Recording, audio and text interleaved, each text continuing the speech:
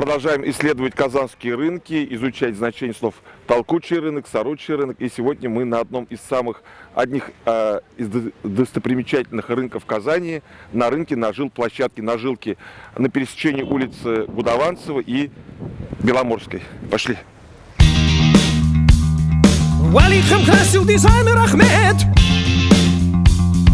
выхлопной трубой дурманит, все в космическом тумане.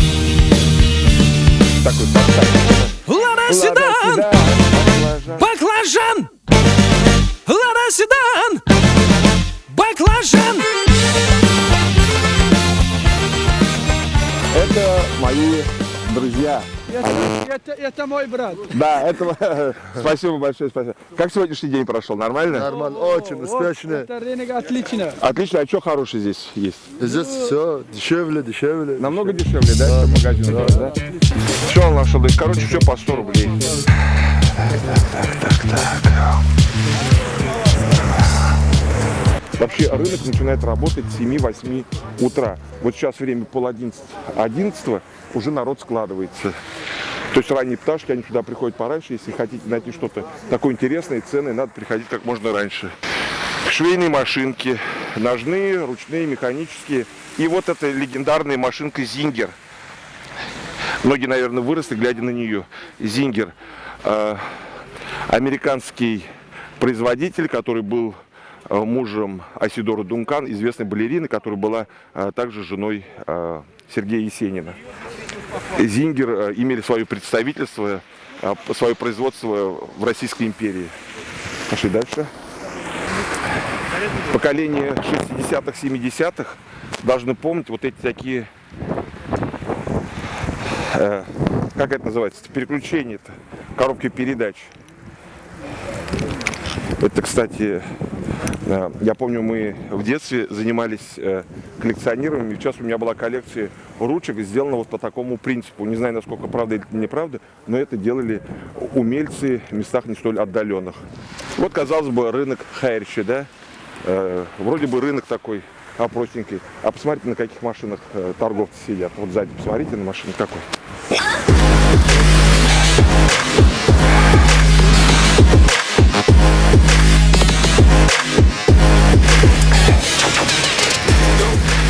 Телогрейки тоже вещь знатная, или, в простонародье говоря, ватник.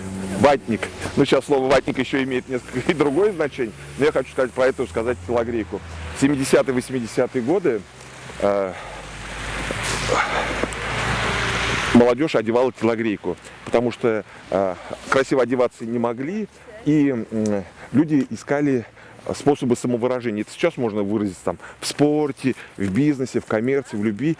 А тогда при тотальной идеологии молодежи некуда было девать свою энергию. Поэтому сбивались в группировки, улица на улице, квартал на квартал дрался, микрорайон на микрорайон. И молодежь 70-х, 80-х годов одевала телогрейки, прощай молодость, обувь и махеровый шарф. И ходили вот так. Ночью и днем среди шума или в тишине остаемся на своей волне. А по-моему, даже вполне. А 10 что? Ну нет уж. Дорого, наверное, да? Сколько?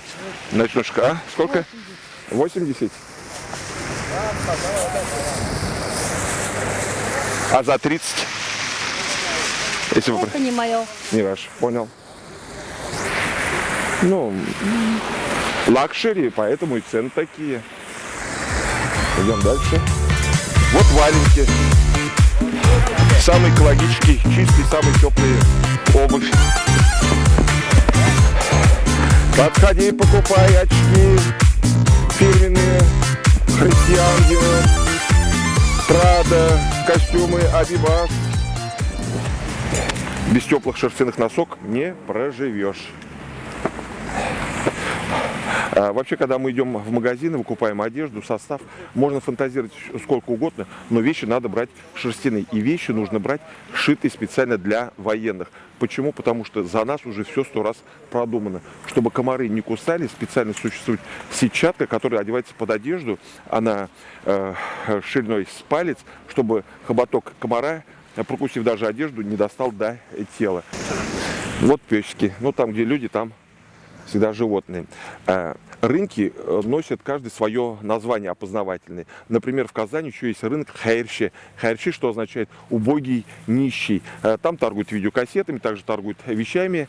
И когда говорят про Хайрши, я вспоминаю арию нищего в опере Бориса Годунов. Борис, Борис, вели казнить мальчишек. Отняли копеечку, как ты казнил царевича.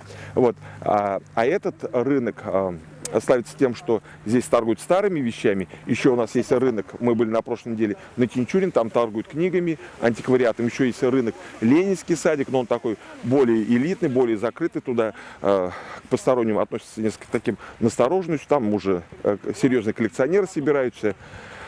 А еще был рынок Сорочий, как я говорил, между компрессорным заводом и Дербышками. А первоначально Сорочий рынок был там, где Суконная Слобода, где метро, там, где современный театр кукол, там, где сейчас уже реставрирована Духосошественская церковь. А раньше там была Третья гора. Третья гора – это улица нынешняя Калинина. А почему все эти рынки назывались Сорочьими? Есть два варианта. Один из вариантов, там, где торгуют люди, там же образуются торговые лавки. А когда народу много, гомон, крик, щебет, и это напоминался щебет, крик и трескотню сорок. Это первая версия, почему Сорочий рынок называется. А вторая версия, по весне начинались народные гуляния, брали шест, на них шест украшали красивыми тканями, лоскутками, и сверху ставили чучело сороки. И, значит, с этой палкой, с этим шестом обходили весь этот рынок. Весь такой второй вариант.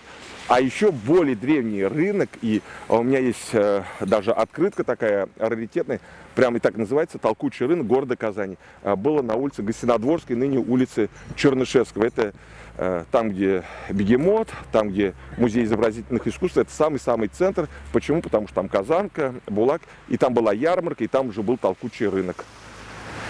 Вот, пожалуй, на этом все. Собачки греются, похоже, тут как его, теплая труба. Ну, с вами был я, Айдар Садыков. И, конечно, спасибо за проявленный интерес моему другу, оригиналу Аркадию Орешникову, который тоже находит время, не дает мне расслабиться, ни свет ни заря, подгоняет. Айдар, пошли на базар, покупать самовар. Спасибо.